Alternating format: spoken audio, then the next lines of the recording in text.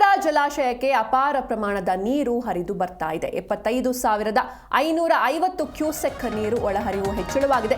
ಸದ್ಯ ಜಲಾಶಯದಲ್ಲಿ 77.012 ಟಿಎಂಸಿ ನೀರು ಸಂಗ್ರಹವಾಗಿದೆ. ತುಂಗಾ, ಭದ್ರಾ ಮತ್ತು ವರದಾ ಹೊರಹರಿವು ಹೆಚ್ಚಳವಾಗಿದೆ. ಹೀಗಾಗಿ ಮುಳುಗಡೆ ಹಂತಕ್ಕೆ ತಲುಪಿದೆ ಹಂಪಿಯ ಕೆಲವು ಸ್ಮಾರಕಗಳು.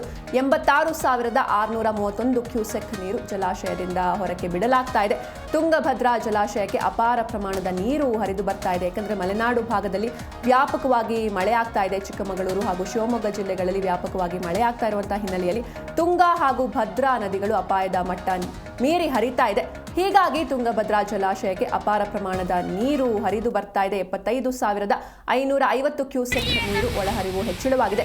ಸದ್ಯ ಜಲಾಶಯದಲ್ಲಿ 77.012 ಟಿಎಂಸಿ ನೀರು ಸಂಗ್ರಹವಾಗಿದೆ. ತುಂಗಾ, ಭದ್ರಾ ಮತ್ತು ವರದಾ ಹೊರಹರಿವು ಹೆಚ್ಚಳವಾಗಿದೆ. ಹೀಗಾಗಿ ಮುಳುಗಡೆ ಹಂತಕ್ಕೆ ಹಂಪಿಯ ಕೆಲವು ಸ್ಮಾರಕಗಳು ತಲುಪಿರುವಂಥದ್ದು. 86,631 ಕ್ಯೂಸೆಕ್ ನೀರನ್ನು ಜಲಾಶಯದಿಂದ ಹೊರಕ್ಕೆ ಬಿಡಲಾಗ್ತಾ ಇದೆ. 1,17,57 ಕ್ಯೂಸೆಕ್ ನೀರು ಜಲಾಶಯದಿಂದ ನದಿಗೆ ಹರಿಸಲಾಗ್ತಾ ಇದೆ. ತುಂಗಾ, ಭದ್ರಾ ಮತ್ತು ವರದಾ ನದಿಗಳ ಹೊರಹರಿವು ಹೆಚ್ಚಿರೋ ಕಾರಣ ತುಂಗಭದ್ರಾ ಜಲಾಶಯಕ್ಕೆ ಅಪಾರ ಪ್ರಮಾಣದ ನೀರು ಹರಿದು ಬರ್ತಾ ಇದೆ. ಹಂಪಿಯ ಕೆಲವು ಸ್ಮಾರಕಗಳು ಮುಳುಗಡೆ ಹಂತಕ್ಕೆ ತಲುಪಿವೆ. 86,631 ಕ್ಯೂಸೆಕ್ ನೀರು ಜಲಾಶಯದಿಂದ ನದಿಗೆ ಹರಿಸಲಾಗ್ತಾ ಇದೆ.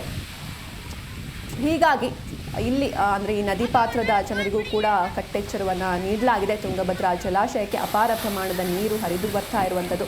ಏಕೆಂದರೆ ರಾಜ್ಯಾದ್ಯಂತ ಒಳ್ಳೆಯ ಮಳೆ ಆಗ್ತಾ ಇದೆ. ಮಳೆರಾಯ ಅಬ್ಬರಿಸ್ತಾ ಇದ್ದಾನೆ. ಮಲೆನಾಡು ಭಾಗದಲ್ಲಿ ಅತಿ ಹೆಚ್ಚಾಗಿ ಮಳೆ ಆಗ್ತಾ ಇರೋದ್ರಿಂದ ತುಂಗಭದ್ರಾ ಜಲಾಶಯಕ್ಕೆ ಅಪಾರ ಪ್ರಮಾಣದ ನೀರು ಹರಿದು ಬರ್ತಾ ಇದೆ.